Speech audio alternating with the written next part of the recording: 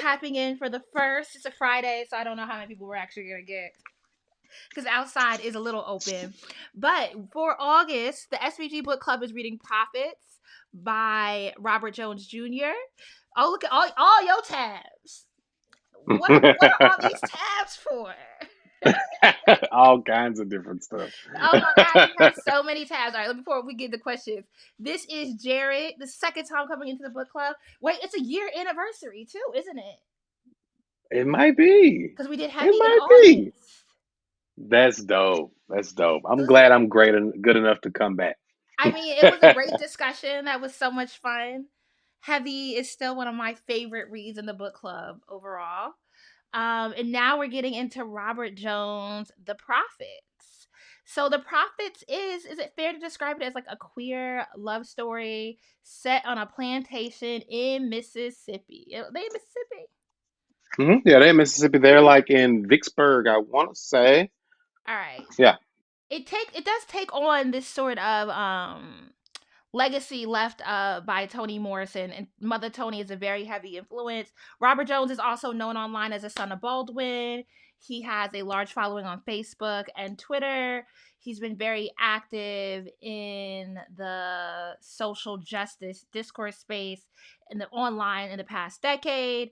He definitely keeps his foot on the necks, very ethically, and he's just committed a really great community that has a safe space to have a lot of very meaningful conversations, especially those that center the LGBTQ plus, well, the Black LGBTQ plus community.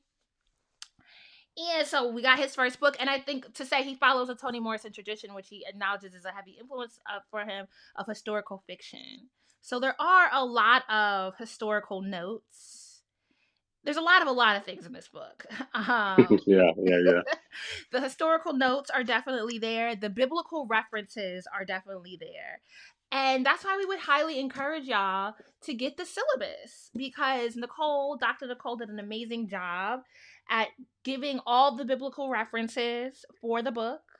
They are all in there. We cover all the themes, all the notes, all the historical notes that can be pulled from. The objective of the syllabus says that as the book's title portends, the prophets is rich with biblical stories, characters, imagery, and motif. Though these references importantly thread and undergird the text, understanding the extent of these Bible stories, a project that might take months by itself, is not essential to understanding the development of the plot.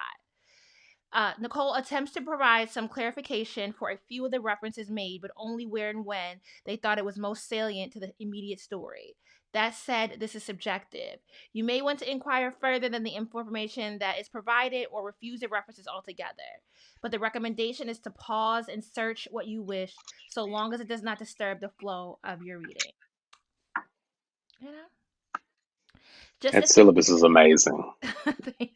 I mean, yes, Shout out to Nicole. We was at the yes. burning the midnight oil to get this done. And she says just as significant to the story is the role of history. Based on the historical references sprinkled throughout, we can approximate the setting of the primary plot as the early 1800s following the Revolutionary period and War of 1812, and the brewing tensions for state sovereignty in the South that would escalate to the U.S. Civil War. Though much of the story is placed squarely in antebellum South, the story also moves between two other locations: the Kasungo territory of pre-colonial Africa and an omniscient ancestral chorus similar to a classical Greek drama or tragedy that speaks from nowhere and everywhere at once. Well, that's a great way to put it. Hmm. All right. So we're gonna get into part one. Part one, we're gonna do from Judges-Puah, which is basically each chapter kind of builds out the background or some of the background, because we really don't get most of the background for the characters until you get to the ending of the book, until you get to what will be part 4 of our discussion or part 3 of our discussion. But Judges through Puah kind of gives the beginning of the background stories of all the Black enslaved characters on the plantation. Yeah. Yeah. So you've read the book in full. How did it touch Yeah, you? I've read it. This is my third time reading it, I believe. I read it and then I reread it for when I did Wood a Week. on my page, Yeah. and then we're doing it on our show Books Are Pop Culture at the end of the month as well. So I was already kind of in it, again for this third time, and so yeah, I think I enjoyed it. I liked it's different in the amount of like separation I think it puts between the enslaved and the slave owners, Mm-hmm. um, and some of the power that's kind of given back to the enslaved folk. And I enjoyed King Akusa probably too much. I thought that was a very interesting section of the story, but like, can you give us some Yeah. tips on how to read? So you be reading books. Uh-huh. I be stressed at how like you be posting stacks. You're like the one bookstagrammer person that I follow that posts, and like you're not just reading like fiction or fantasy, like you're reading books, and then Yeah, you'll be yeah, like a couple weeks later, okay, I read all of them. Like I'll post a stack, and you gotta follow me up 3 years later and see did I read the books that I purchased. Like yeah. I do be Yeah, finishing books because I run a book club, and I'm currently trying to get through two more books before I start school in a week. So yeah. I'm reading five at a time always. Been how? like that for a long time. Maybe when I was younger, maybe three at a time. Um, Generally, it's maybe three literary books, and then like three fiction books, and then maybe two nonfiction is what I try to do. Um, that's all I do. Like, You have a I mean, I family, work you out, have a I smoke job. cigars. Yeah, I be Is reading that while I'm with all them you too. do? It is. It is. Oh, like we be watching a movie, and I be like, oh, that's it. That's nice. Yeah, yeah. I So I mean, do. that's my thing. Yeah, like you are a ferocious reader. I do audiobooks. So for the Hmm. profits, I did about 40% audiobook, 60% reading the pages. I can't do 100% on the audiobook unless it's a really light read because I will listen and it just starts to drown out after some Hmm. point. But I have found that doing an audiobook and coming back to the pages helps me get through especially when I get into a book and I'm just like, I don't really want to read this. Putting on the audiobook will help me get through it and then come back to it and then get through it and come back to it. So Yeah, I'm yeah, doing yeah. I do Opal and audio Nev on right long now. trips. Yeah. I've done Opal and Nev, but I might actually do Opal and Nev on the audiobook version fully. Okay, Because there's okay. like it's every voice is narrated by somebody different. Ah, okay. Yeah, yeah. We're doing opening Nev next month, I believe. We're doing it in October. Swag, swag. And I've already read our September read, which is The Secret Life of Church Ladies. That book was really good, so I'm excited to get into that. That's gonna be like a really fun read for the book club. I Yes, actually think the yes. rest of this year is gonna be great. I think the books that we have rolled out. This is our heaviest book. This is our last heavy book. I'll say that on this track. Hmm. This is a pretty hefty read, but after this, we're kind of breezing through the rest of the year, and it's gonna be a lot of fun. Yeah. That Secret Lives of Church Lady is gonna be awesome. And we have Disha coming to talk. That we had to pull some heavy strings. They were like, "She's booked." I'm like, "Please, pretty, please, Hey, you have a that way." is Superwoman right now, man.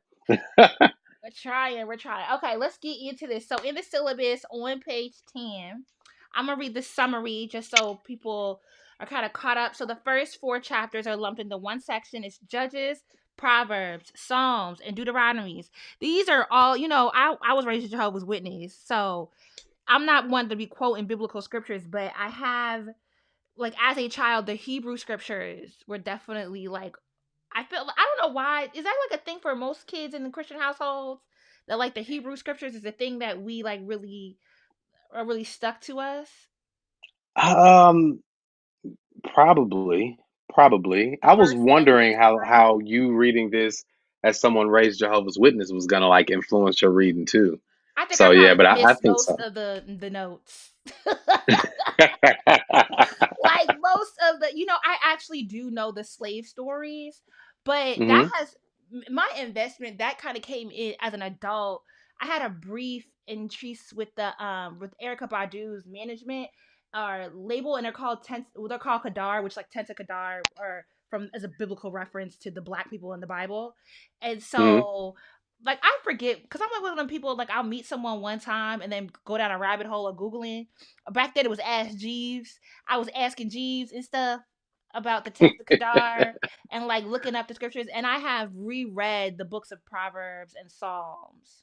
Okay, okay. Yeah.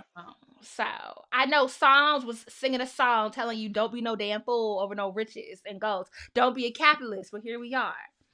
Here we Um, are, man. so I think maybe some of the references I don't necessarily have like a deeper like there's a later chapter that's a balm of Gilead. Like I Uh-huh. maybe 2 years ago found out who the Clark sisters were. Yeah, yeah, So yeah. I know Karen Clark Shirt sings that song. Hmm.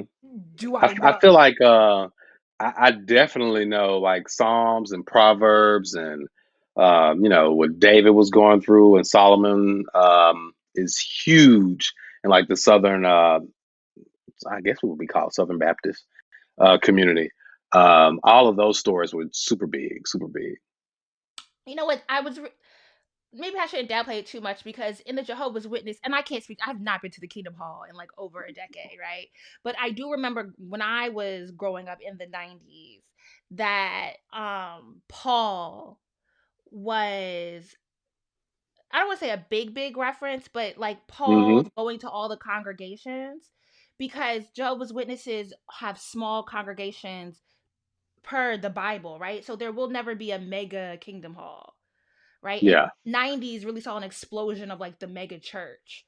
And so there was yeah. discourse happening about why we were having small meetings within small groups, why kingdom halls were constantly being divvied up once they got over a certain amount of members, and looking at the way Paul, maybe I also read again, there's also adult references because I've reread the Bible as an adult.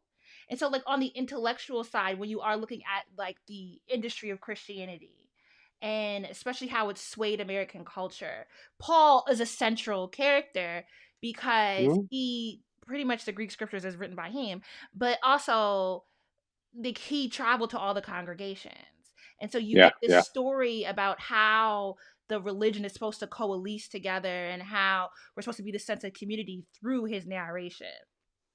yeah, yeah. So I kind of got the point of the white plantation owner Paul being named Paul and sort of this I was just listening to the Ezra Klein show and Ta-Nehisi Coates and Nicole Hannah is on St. Ah, John's yes. Somebody where just sent that to me. it's a good episode. Like it's actually a really Yeah, good listen. I was riding my bike struggling, did 10 miles, having a very hard time, but the yeah. podcast got me through. Okay. And they were talking about white exceptionalism and the similar idea that you see in Underground Railroad with the white slave catcher because he gives that speech Yeah, about American exceptionalism and yeah, like this they like white people really do believe like they really do believe that they just have the right to wherever they land. And so they have the right to go as far as they want regardless of who is already there. yeah. And Absolutely. so for Paul to be this person who thinks that he is bringing together essentially a congregation on empty and he doesn't Yeah. actually care about the congregation members Not one bit. is kind of like it's an ironic. I got the irony of it. I also got the irony of it, Timothy. I got the I did get some of the irony in You there? You there? the book definitely was in the vein of whiteness is violence. Yeah, I yeah. thought, well, this is we got that's a next week conversation because Timothy was definitely Okay. giving that was commentary on the white gaze. I saw it. I was like, oh, I'm catching all the shade. I'm catching Yeah. it. Caught Like it. I feel like that's set up in these chapters though, with that separation that I'm kind of talking about, like in naming them to Bob and kind of giving some of that language to the enslaved people to where they are like othering them and like racing them, right? Because I think that separation and that severance between the two is important. And I think it is kind of set up in the beginning. Maybe that's something I didn't look into. Where did the name Tubob come from? It supposedly was actually used by enslaved people to kind of like um, I don't know. I don't know if I've looked into the narratives enough to say to do the same thing that it's supposed to be doing in this book, but it was supposedly actually a word that was used, and I think. in the prophets, Robert says that they kind of forget where the word comes from, but they just know it's meant to describe them. And that might be what the conversation between King Akusa and the other members of the book is kind of about. Like that othering starts there. Yeah, I might have skimmed past that reference because I was like, I remember them saying they don't know where the word came from. But am I missing some, like, is there some deeper meaning that maybe I need to look up outside of the book? Because I've never seen this word before. Maybe I just didn't Yeah, yeah, follow close enough. All right. yeah. So let's get into the summary of the first 4 chapters. In the Yeah. sections Judges through Deuteronomy, Jones introduces us the 7 voices who are responsible for sharing the truth. We are also introduced to middle Anna as she talks to the old dark voices about her son, Coyote, now Isaiah, as well as Samuel and Isaiah, the 2 of them, and they tend to the horses on the Halifax plantation. We begin to learn of Isaiah and Samuel's romantic relationship with each other, and we observe Isaiah as he recalls the harshness of his transport to the Halifax plantation after being transported from Georgia. I'm gonna do a real quick overview of some of these names just in case. Okay. So these are all biblical books of these are all books of the Bible. And they are the first part of the first 10 books of the Bible. So Judges is where the Israelites and their conquering of the land is promised to them by God. Their idolization of the deities of other people, their invasion and oppression due to those other people, and the designation of judges by God to help ward off their enemies. Proverbs contains wise sayings and poetry and is often seen as dedicated to Solomon. Um, I think that the church loves Proverbs for like the Women's Day. Yeah. Psalms is also a lyrical depiction of religious life in ancient Israel. And Psalm shares the thoughts, dreams, successes, failures, and questions of those writings. Psalm also has a secondary name. It is literally a song. But Yeah. where I guess, one of these years we will read Song of Solomon. Hmm. Yeah, yeah, One yeah. February, we'll get into it. A lot of black books pull off of Psalms. And Deuteronomy is translated to mean the second law, and it tells a story of the renewal of God's covenant. And Moses is called to remember the history of Israel and to continue their obedience to God by upholding the 10 Commandments. Okay, so none of these references not necessarily, like, if you don't have that sort of understanding, you're not going to lose on the book, right? Because there's not like an exact parallel, and if anything, a lot of the references that might be pulled biblically are ironic. They're flipped on their head. They are kind of maybe making points against the way those chapters are modernly understood or discussed within the current setup of the church. So you're not losing if you've been reading another book. So the first question pulls from the quote on page 4. You like your people, you is like your people. I hold on to that and let that fill the empty space between me, swirling, swirling like fireflies in the night. What does it mean to be a good slave? Okay. I think on its like literal in a literal sense, it just means to be like obedient, right? And to kind of be meek in all things and obey your master's commands and accept his or her punishment, right? I think also though, like it's a open metaphor for like what like people are doing in today's time in terms of when they say like we're modern day slaves, right? Where you kind of go with routines, you kind of just do what you're supposed to do type thing. You don't really challenge a lot. You don't really think I don't want to say critically, but you don't really like push against your position. Is what I was thinking. Like when I was thinking about that question, what kind of were you thinking? I thought I the bet question you was got something interesting because interesting. I mean, no, because like I'm thinking, now that I read the whole book, my Uh camera's huh. off. It's about to come back on. Give it a second. Uh But oh. so no, I was thinking like because one thing the book does do is it kind of sets you up that like it really dismantles this idea of respectability. There is Yeah. there is no respectableness on empty. There's nothing that's going to save you. So Yeah. like to kind of live by any sort of standard Does it make sense? Like, what do you get? Because all you get is toil, regardless. The only thing you can kind of save yourself from is the immediacy of punishment, but you Yeah. can't save yourself from the insidiousness of like what the infrastructure of slavery actually means for enslaved black folk. So to me, it's like, what is a good slave? Like, what's the point of being a good slave? The only person you Uh, could be good to is you in that moment. yeah, exactly. There, I don't see where there was a point to it. I mean, because you Pua tries to go into her safe space so that she can kind of withstand what's going on, and it ain't working. Beulah got two names, it ain't Well, we know. working. I thought, be auntie, because we read Freshwater earlier this year, and so like the splintering of the mind thing. I think that acknowledgement that sort of trauma, like, well, especially the way we sort of talk about crazy black women or mental illness that has really kind of like really comes forward in a certain character of black women that, I mean, Beyonce nasty, right? But I was gonna say, yeah, does it save her though? I mean, is she really yeah, saved? Beyonce look. Do you want to be friends with Beyonce? Is you fucking with Beyonce? No, girl, you dirty. You down there nasty. You trifling. But it's also written in a way where like you understand how she got there. Like everyone is doing what they need to do to save themselves. And the only people that have really had an option to come into themselves in any sense is Samuel and Isaiah. Yeah, All the absolutely. women Yeah, are responding to trauma. yeah, absolutely. I don't know if I do. I wonder, do we feel like Amos has a choice, or is? I mean, I think maybe he is still making a choice, right? But it doesn't save him at all, at least to me. But I I think mean, that I was like think an opportunity. Amos is like a manifestation of patriarchy. Like Yeah, patriarchy in the black community. Like you see how stupid that shit is?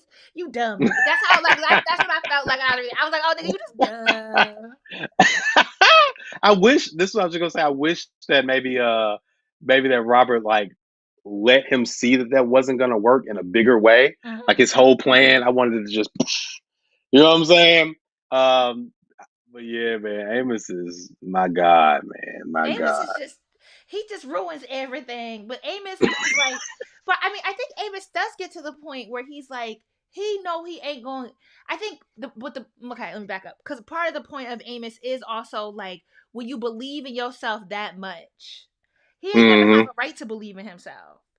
Yeah, And so I yeah, think he went in thinking I can get something, and he didn't even know what that something was. And then he the something started to grow, but it never became binary, and then it all yeah. just come It back. never belonged to him either. To me, No, there's that part where he's like he might get something out of it, but he never really gets anything out of it, if you ask me.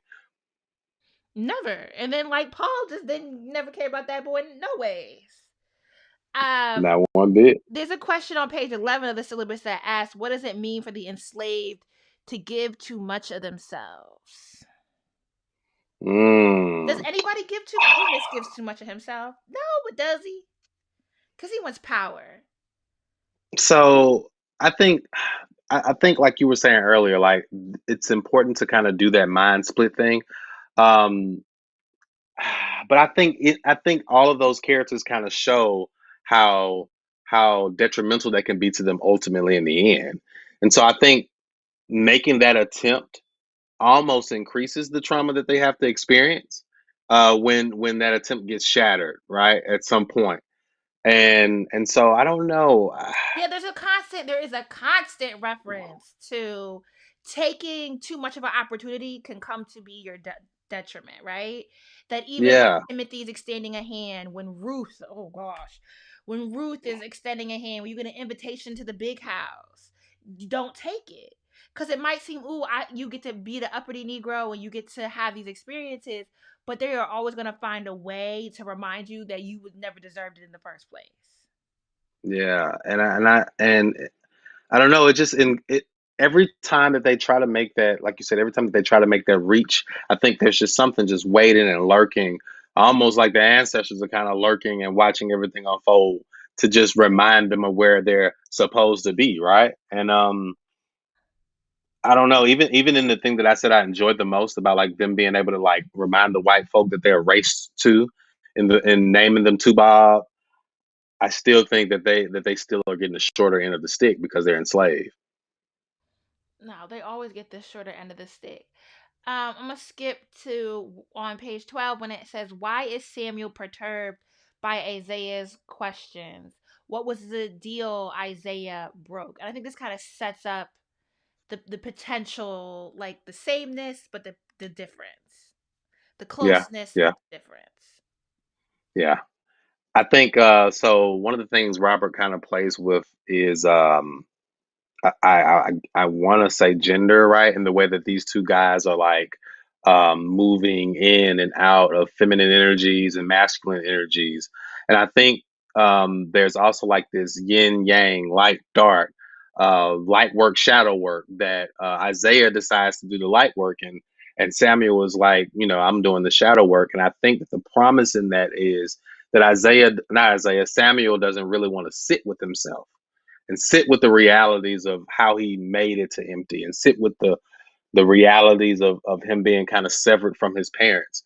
And I think Isaiah, because of him being more inclined to the feminine energy, um, doesn't mind approaching those spaces and those blank spaces in his life and the lives of people around him, and just in everything. And I think that's like the promise. Like, in order for Samuel to stay who he wants to pretend like he is, right? Like this really hard, like this axe, I think is how somebody references him. He can't do that.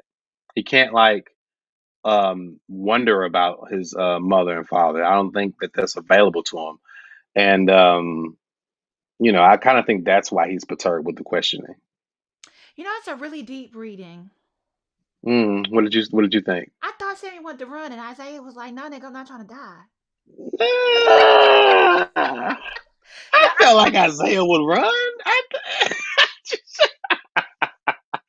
You don't think Isaiah would get on down but did if he? Samuel said, "Let's go"? Well, I well, think I I think I got a very surface.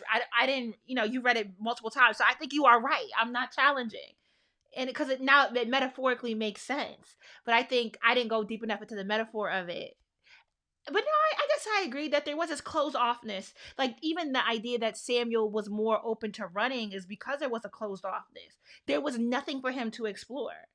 There was nothing yeah. for him to find. It was a constant grind. It was a constant shut offness. Even though he has this really delicate vulnerability with Isaiah, but there really was kind of like a an openness towards death. And I Do think you because think? empty was set in, like, everybody knew that they couldn't run because of just the location. And so it wasn't Hmm. just so much about like I have a better, like I'm more stronger than Isaiah or anything. It was that there wasn't this it, there's something to hold on to, and so I can run because I'm also like, okay, what's the difference between death and staying here? Yeah, but I don't think you're wrong either though, because I feel like Isaiah had other things, you know, other relationships, and and was okay with, to at least to a certain extent, with like living there, right, and then not running. So I think you are right in a And sense. Samuel had them same relationships. I'm not gonna spoil the book for y'all, but like in the end, it was same. You know what I mean? Like in the end, it's it was just same. You know, because Samuel had like what? Because none of them had anything. Samuel has the Isaiah. I mean, Isaiah has like the visage, right? He has like the idea again, like same like Yeah. Amos has his idea, but doesn't really exist, right? You know, I being wonder if told I'm his gonna real feel the same way name, with the same thing. huh? I'm trying to see if I feel the same about the same thing. They're different, but I was just like, oh wow. In the end, I was like, oh okay. Like you think Isaiah has some like deeper Hmm. understanding. He's just like there. I don't know what do we mean when what do I mean when I say deeper understanding? Like he does the character feels lighter, right? There's some Yeah. sort of joy or hope is the word. There's some sort of hope that he is daring to hold on to Mm. based on a story he's been told, and then the person that holds that hope essentially is Amos. Um, and I don't think that as it turns out in the end, a similar hope could have existed for Samuel. He just didn't even realize he had access to that hope, that it was sitting in the Oh throne. yeah, yeah, yeah, yeah. I see that. I see that. Yeah. Okay, let's move on to the next section. We talked so much about Amos. So we have Maggie, Essie, and Amos. Amos is a low down, dirty Negro too, though. Yeah, he is. Even he is. When this reading, I was trying to, because every time I end up hating him, and I wanted to see if I could see that he was like his hands were tied or something, and what he was trying to do. But I think, like you said earlier, though, when you look at him and Paul in the way that they kind of end up mirroring each other and what they want to do, which is ultimately try to control everybody at least in their own way. I just can't find it. I mean, I don't even know if I think I don't. he is a Do he commentary. love? Does he love Essie? No, no. Amos love power. Amos is a Yeah, commentary on the cishet black man. That's yeah. Amos, and it kind of and like for as fool like the character doesn't read foolish because he's outlandish, right? He's not a jackal. Mm, He reads mm, outlandish because like he dares to think that he has access to things in the face of all the things that yeah, like literally exist materially in front of him on empty, and he still thinks that there is a way to appease to the plantation owner. yeah, And so I think he's really sort of a commentary on just like the whole history that we've had in the black community of how like cishet black men have believed that and it's not like black men let me before I say it's not that black men like black women don't participate in this stuff, right? Patriarchy has no gender, but that black men have been able to lead the call in yeah, believing that there was some respectability politics. I keep going back to Underground, but the character in Indiana at the farm that went back to the white man and was like, "We're just as good as you." yeah, yeah, yeah. Same, I think, same. Like yeah, like if I imitate if I imitate your mannerisms, if I do the rituals, which is something that Amos like literally says, that I can kind of, I can get what we want, right? Yeah, his okay. aspiration towards whiteness. He thought that that was going to provide some benefits. If anything, it would at least provide benefits to him in procuring the family that he wanted. But he was modeling the Hmm. setup of his family against, again, whiteness, right? He was saying for him and not even being real about what he was doing. Yeah, Because to yeah. him, family would have actually been him, Essie, and Auntie B or Balua.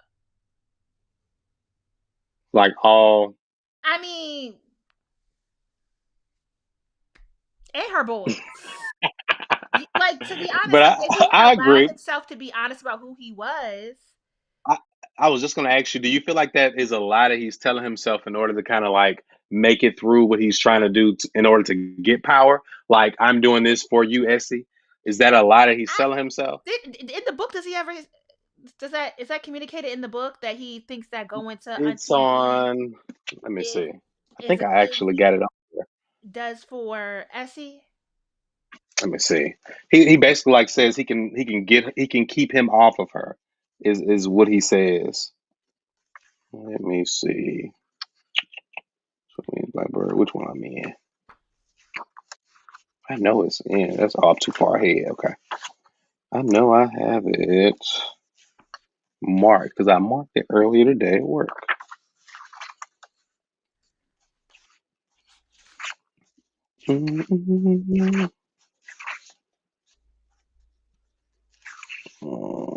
I'll read the summary while you look for Yeah, you go ahead and I'll, yeah. the sections. Maggie, Okay. Essie, and Amos provide introductions to characters by the same name in the novel. Maggie is an enslaved woman who's relegated to the home of the slaveholders. She serves as a cook and is close to Isaiah and Samuel.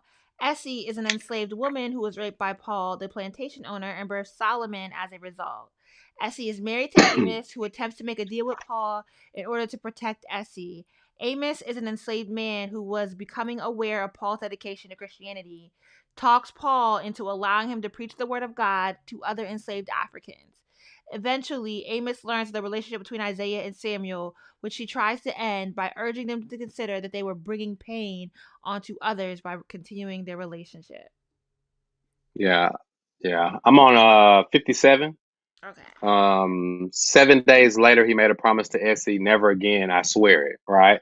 And it's like right after on page 55 when he kind of recounts how Paul is able to come Mm, and like take her.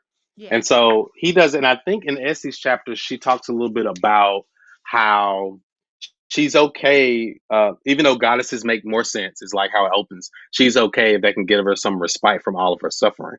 And so but I mean, I see that point, but I'm wondering, is it a lie that he's telling himself that, or does he believe that he is saving her somewhere behind all of that? But I wonder is how much is how with the character Amos, it's just he's so cliche. It's just Mhm. and it doesn't even necessarily say this in the book. Well, it does because he does look at Paul aspirationally, and it is. Absolutely. And I mean, yeah, we talk about the Christianity aspect of it, but Paul has a house, and Paul has a son, and Paul has a wife, and so I don't even think Amos has ever interrogates himself enough, gets to the point of self aware. Is he allowed that sort of self awareness to know what he wants? Like, what does it mean for an enslaved person to say, "This is what I want with my life"? When Yeah. really it does kind of behoove Amos to say, "Oh, I see how the master works, how his life is constructed. Let me construct my life in a similar vein to garner respectability, to garner the nomenclature of good slave." Even though it means nothing, because like, why would Paul ever allow you and Essie to stay together? Like, he owns your children. Why would he allow you to parent your children? But for whatever reason, Amos sort of thinks that if he mirrors himself, and then when he goes to Paul, that it maybe the longer game is that like he just gets to at least exist with Essie. Yeah. He can't really protect her from anything. But if the thing that does protect them, at least for a temporary period of time, is if he gets to stay with her, that they don't get sold. Yeah.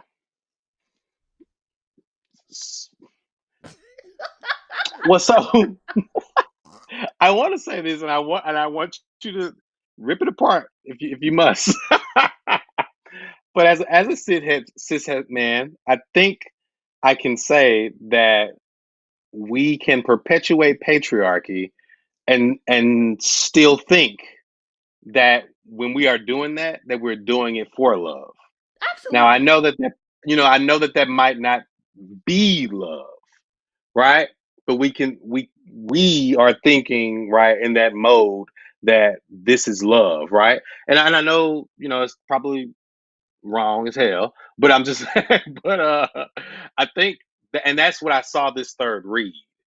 Like maybe that was this, the attempt at giving him that complexity of maybe us seeing him as something other than something that we can just hate, because it hinges on whether or not we believe that he actually believes that he's able to do this. Like if he does do that mirroring, that he will be able to exist with Essie. But then, I mean, then he's just sneaking out with Beulah. So I mean, Because he still wants Beulah. I mean, it's like if yeah, one thing the slaves can get on the plantation, one thing the enslaved people can get on that plantation that feels good is sex. yeah, There's nothing, the sex is not wrong, and it actually benefits Paul if his enslaved people are shacking up. And so hmm, it's the thing that Amos has access to. And to your comment about like thinking that he's enacting patriarchy and thinking it's a thing out of love, but I think that's something I think that's something that like women uphold too, right? Like we think we're hmm, doing something for the good of our people, even though we're upholding something that's really harmful. We think we're doing something for yeah, our own safety that perpetuates the patriarchy further.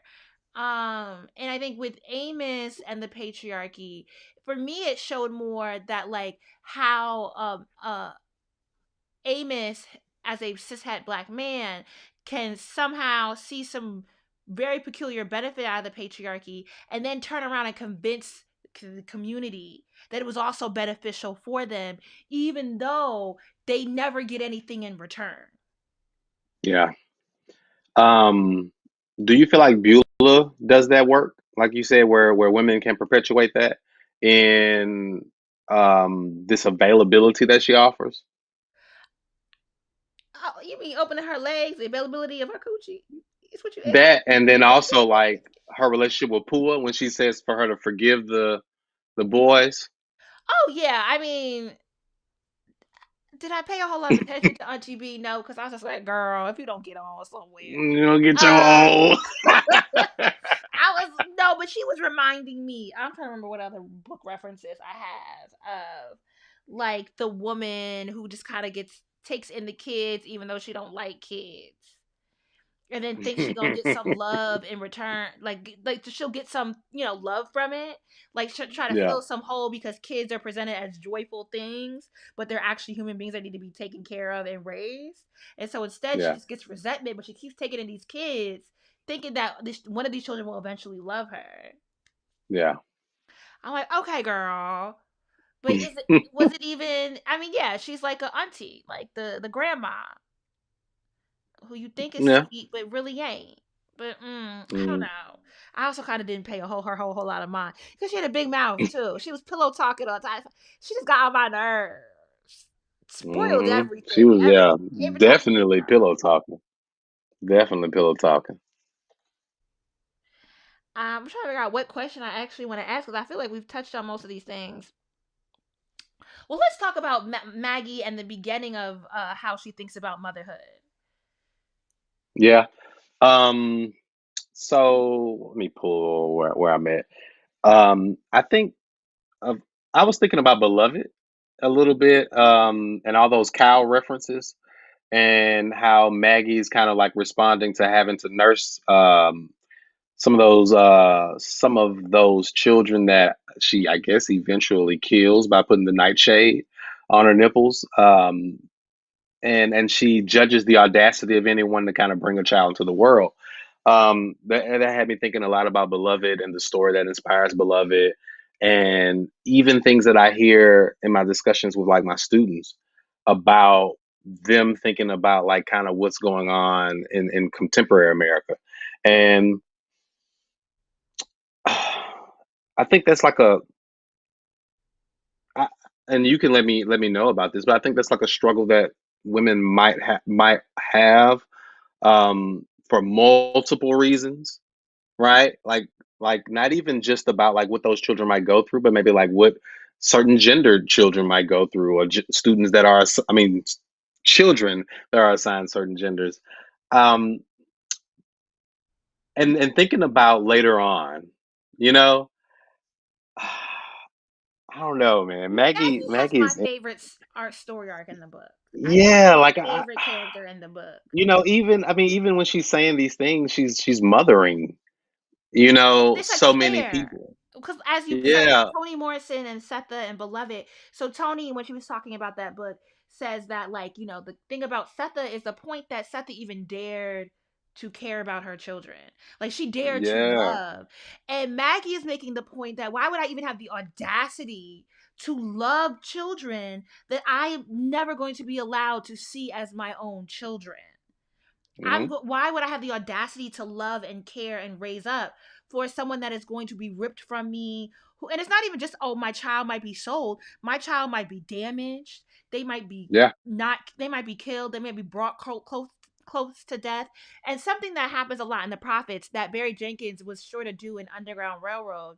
And I keep bringing this series up because I meant to You're do a gonna make me review on it. rewatch it again. I done watched it 3 times. I'm supposed to do a review on it, but I recorded it and the sound was messed up, so I have not sat down to Hmm. re-record it. But I have all these notes on it. But you get a lot of the underground is different from so many other slave narratives because what we get is typically just a lot of violence and we have to watch the violence. Hmm. And in underground, he didn't shrink back from slavery is violent. So there's no way to tell a slave this story and not show the violence, right?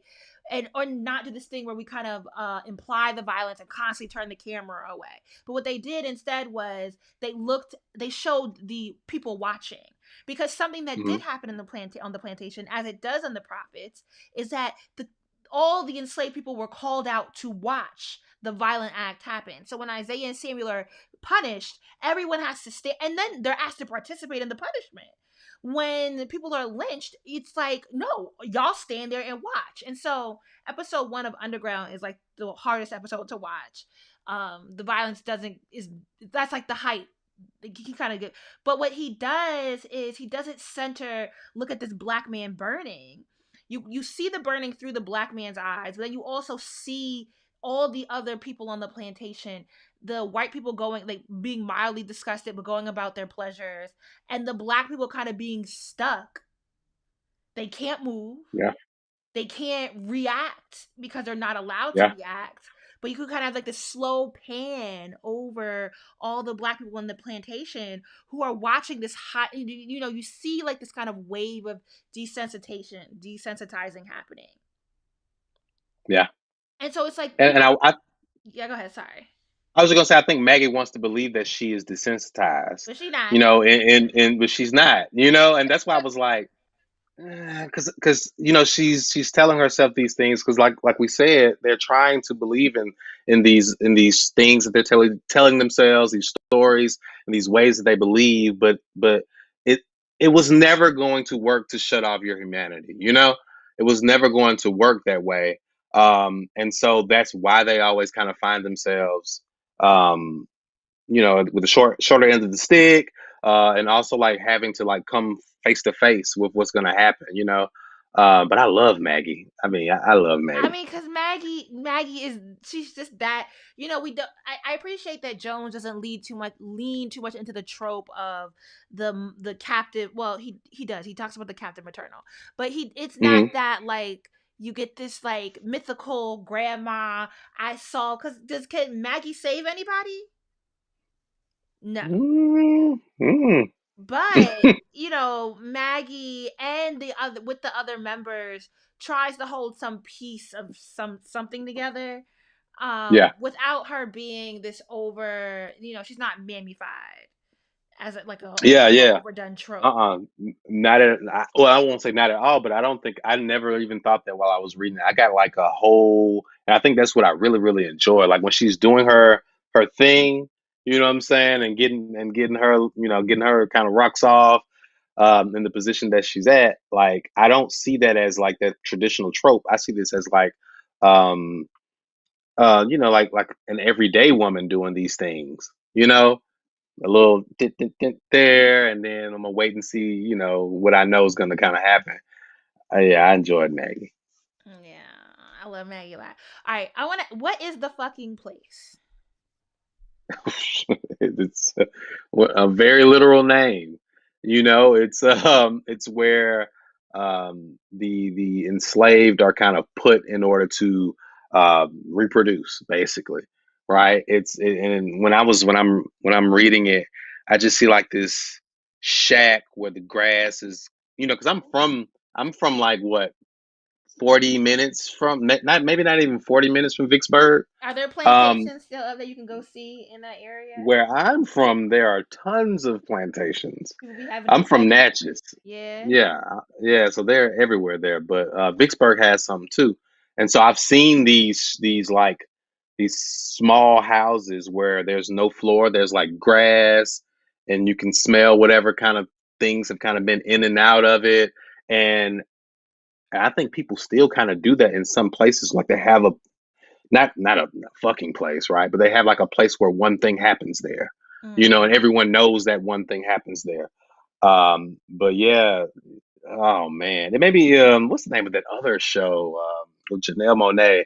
It just made me think of a Oh, I bigger hated that, that what is movie. it, Antebellum?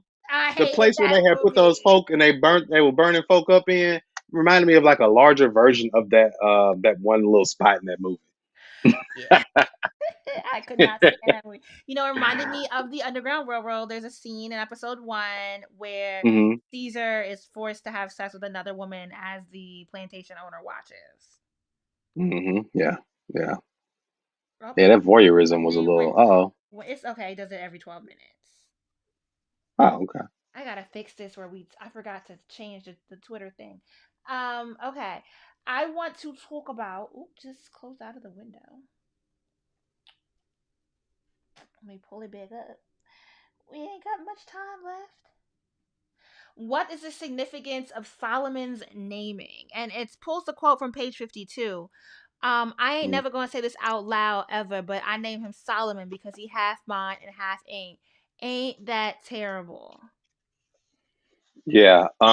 What is that in? And that was You have actually it in the what Bible? What is that? What is it called? Which one is that in? When Solomon makes the, I yeah, think it's in the syllabus actually. yeah, it says Solomon. The book references Solomon, who is referred to as the king in the Bible, that two women attempt to split a child in half in order to determine who loves the child the Hmm. most. The judgment is a ruse to discern that the true mother of the child, the one that would sooner relinquish their claims to the child than see it split in half. That's, I think it's Judges now. Now I think about it, I think maybe it's like Judges, maybe the book that that's in the Bible. But yeah, it's like one of those famous stories that kind of get told. Solomon's like, okay, fine, we're gonna chop the baby in half, and I give you one, I give you one, and y'all gonna be good, right? And then the mother is like, no, that's my baby, right? I feel like in this Essie is more so the woman who was lying about it being the baby, right?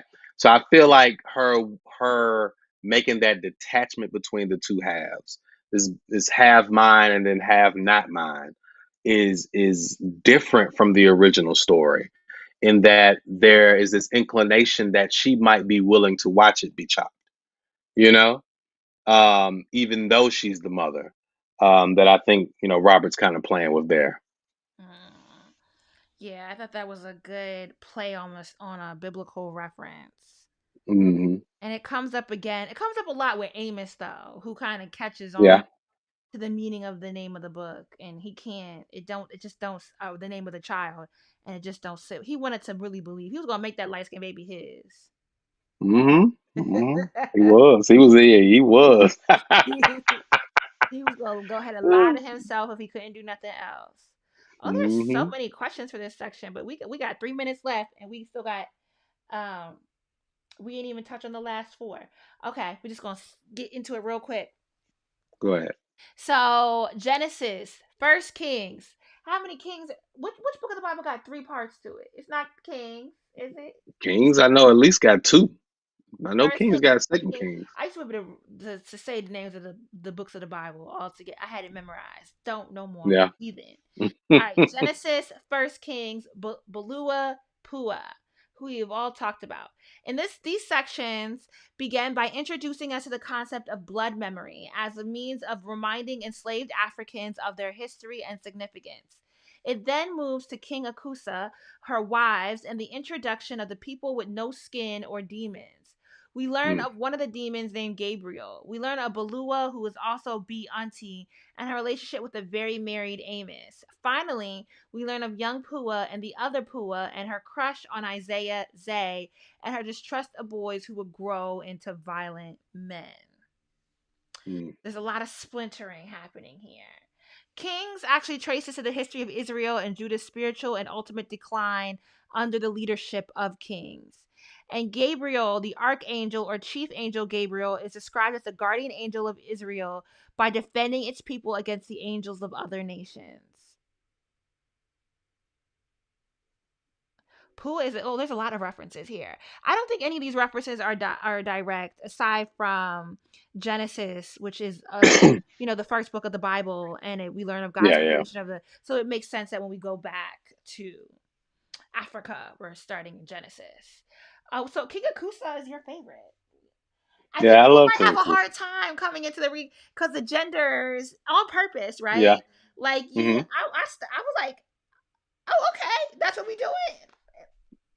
I got it. I got it. Okay, I'm with it. Yeah. So I was just thinking about some of the stuff that those people are doing. When you were talking about Gabriel being an archangel, but then also being the missionary that comes, you know, and it's called a demon. Um, that just I didn't even think about that, but like the work that religion kind of does for imperialism. Um, it's interesting, like to have an angel play a demon, right? Um, well, go ahead. I was just thinking about that before you Oh no, I before was. you. I so we can talk about who King Akusawa was, because it. I think that the point of going back to Africa was to just defy under gender roles that we are Hmm. holding on to, right? The King Yeah, Kosawa, you could be whoever you want to be. You get to define it, and what was stopping you? These yeah. skinless people who come in and dictate to you. And I think reading those chapters, I was like, yo, I'm still holding on to these binary understandings of gender constructs. That some of this is confusing to me because Hmm. I'm so socialized into Yeah. what's masculine and what's feminine. And I need to let that shit go too. Yeah, and I think that's also like the work that Samuel and Isaiah do in the way that Isaiah and Samuel have their times when they can actually see the shadows, right? It shows that in some of those, mainly I think West African cultures, and the idea that not only are these goddesses and or gods not necessarily gendered, they're more so energies, right? And so Isaiah can see these things because he's tapped into a feminine energy and not necessarily um, stuck in his role, in his gender role, right?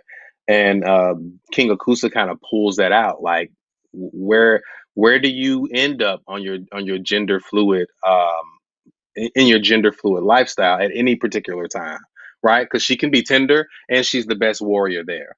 You know what I'm saying? Um, and that's what I really enjoyed about it, because it did put me in that, like, I don't know, what is it like is it cognitive dissonance? But like I'm just like, because I had done the work of remaining in my, like you said, socialized self, and then boom, here comes King Akusa. You know what I'm saying? Yeah. Yeah, yeah.